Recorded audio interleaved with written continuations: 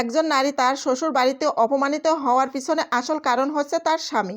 সবসময় 100% একটি মেয়ে তার শ্বশুর বাড়িতে ছোট হয়, কষ্ট পায়, অপমানিত হয়, তার সাথে অন্যায় হয়, তাকে ইউজ করা হয়, তাকে ম্যানিপুলেট করা হয় বিকজ অফ হার্ড হাজব্যান্ড মানুষটি পুরো ঘটনাগুলো বসে বসে দেখেন, অ্যাডসপ করেন। প্রথম কিছুদিন স্ত্রীকে বলে মেনে চলো, মানিয়ে চলো, আমার মা, আমার বোন, আমার পরিবার, আমি তো তোমার সাথে আছি, তাদের বাদ দিয়ে চলো, তাদের পাত্তা দিও না। প্রথম কিছু বছর সে ওভাবে চলেন।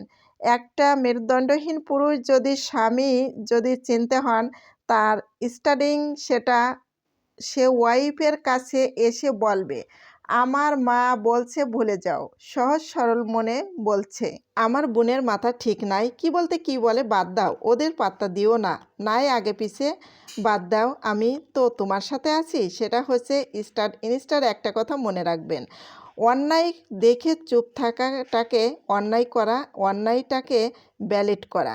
প্রথমে আপনারা মেয়েটাকে কনভিন্স করতে থাকেন, মেয়েটাকে ম্যানিপুলেট করার চেষ্টা করেন, যেন মেয়েটা ভাবে যে আপনার পরিবার ভুল, সহজ সরল, আপনি তো তার সাথে ভালো। কিন্তু একটা সময় বলতে একটা সময় মেয়েটা তো আপনার কথা শুনবে না, তার অপমান হচ্ছে, তার কষ্ট হচ্ছে, সে তো আপনাকে বলতে থাকবেই, তাই না?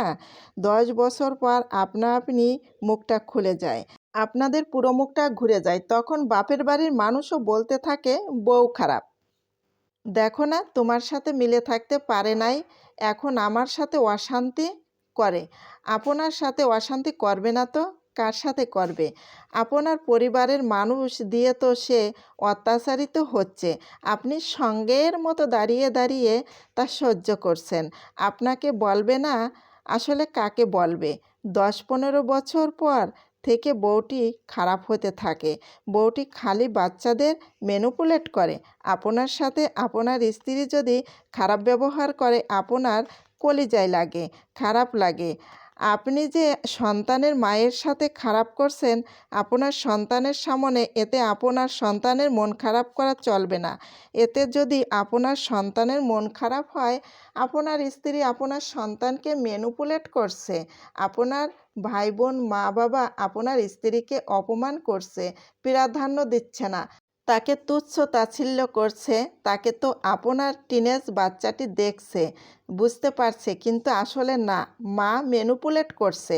আপনার বোনের সাথে কেউ খারাপ করলে, আপনার মায়ের সাথে খারাপ করলে, সেই মানুষটা 10 বছর পরে আপনার কাছে অপ্রিয় যদি হয়ে যায়, আর আপনার সন্তানের মায়ের সাথে আপনারা সবাই মিলে যা করছেন তার জন্য আপনাদের অপছন্দ পর্যন্ত বাচ্চা করতে পারবে না।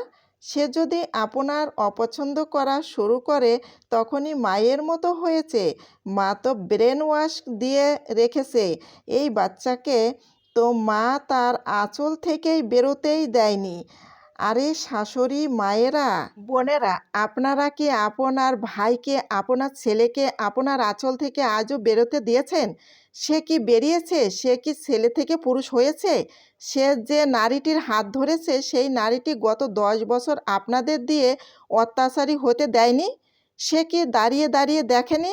যখন সেই মেয়েটা অনেক কষ্টে প্রতিবাদী হয়ে উঠেছে, তখন সেই মেয়েটাকে খারাপ বলে আপনাদের কাছ থেকে সিম্প্যাথি আপনাদের ছেলেরা নিচ্ছে না? একটা বিবাহিত মেয়ের জীবনে সবচাইতে বেশি একা যদি সেই মেয়েটিরও কষ্ট, দুঃখ, স্ট্রাগল ব্যাক স্বামী নামের মানুষটি ব্যালেট করতে না পারে, ঠিক তখনই তাদের পরিবার সেই মেয়েটির ঘাড়ে চেপে বসে।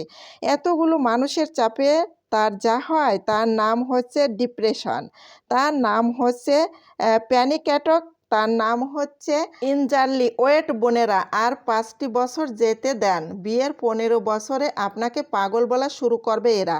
এটা হচ্ছে তাদের লাস্ট ফিনিশিং। বউটা পাগল, মাথা নষ্ট, যা মন চায় সেখানে মন চায় তাই বলে। সত্যি মায়েরা, শুধু আপনাদের পরিবারগুলো মহান কি করে হয়? সব সময় কেন আপনাদের পরিবারটাই মহান হয়? খেয়াল করে দেখেছেন কি? কারণ ওটা আপনাদের পৃথিবী, আপনারা আপনাদের চোখে রঙিন চশমা পরে বসে আছেন।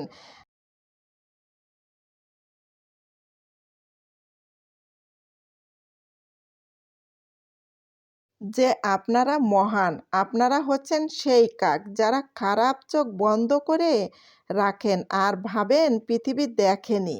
সবাই দেখে, সবাই বোঝে, দেখে না বলার সৎসাহস এখনও সবার হয়ে ওঠেনি।